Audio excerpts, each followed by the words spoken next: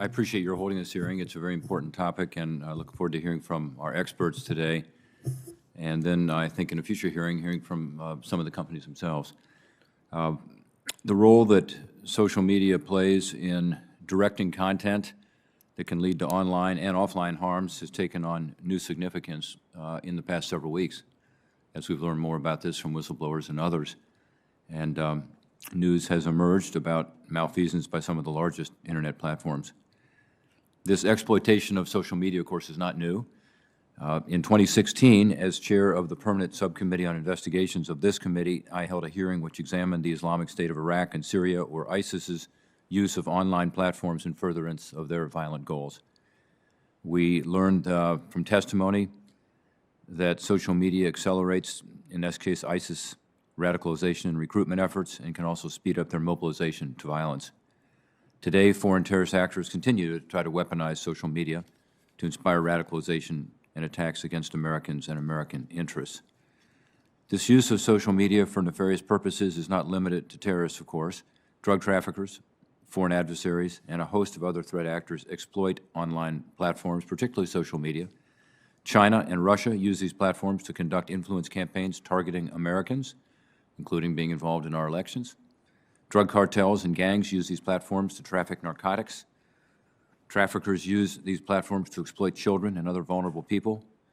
And domestic violent extremists across the ideological spectrum use social media to spread propaganda and recruit members to their cause. So it's a broad problem. Social media platforms acknowledge that these threats exist, and they talk about what they're doing to prevent bad actors from exploiting their sites, including artificial intelligence, to help moderate content, networks of cross-industry partnerships, and on-staff experts. Some of you maybe have been in that position, all to prevent or remove dangerous content. However, there is still a persistent threat of harmful content despite what the platforms say they're doing. These social media companies are businesses, so it's not surprising that Congress and others have trouble getting more information on their algorithms and how they operate, how they're designed to amplify content. That's proprietary information, I understand that.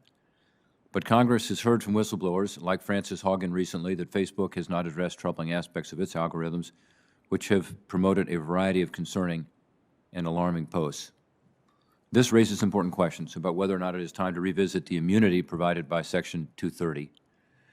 In 2017, during my time as PSI chair, I introduced legislation which would remove Section 230 immunity from platforms that knowingly facilitated sex trafficking. So we have dealt with this issue. That legislation, called the Stop Enabling Sex Traffickers Act, or SESTA, was actually signed into law back in 2018. We figured out how to deal successfully with Section 230, at least in this one narrow area, but very important area. I take advocates, researchers, and even platforms at their word when they call for regulation. But regulation can take many forms, which puts a premium on having sound information and analysis as we consider legislation to solve these problems. In other words, we need to know more. We need to be able to look under the hood and figure out what the issues are to be able to regulate properly. These experts are in front of us here today to help evaluate the extent of the problem and also discuss what we should be doing about it.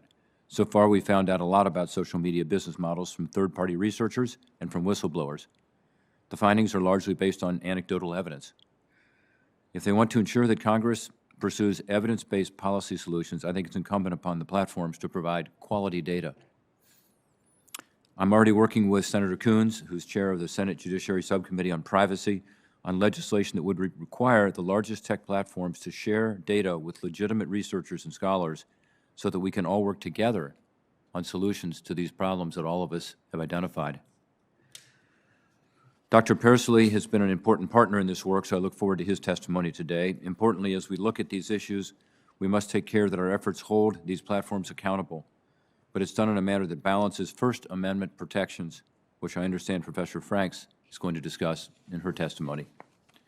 Mr. Chairman, again, thanks for having this hearing, and I look forward to hearing from our witnesses, and I thank you for giving us a chance to have real experts in front of us.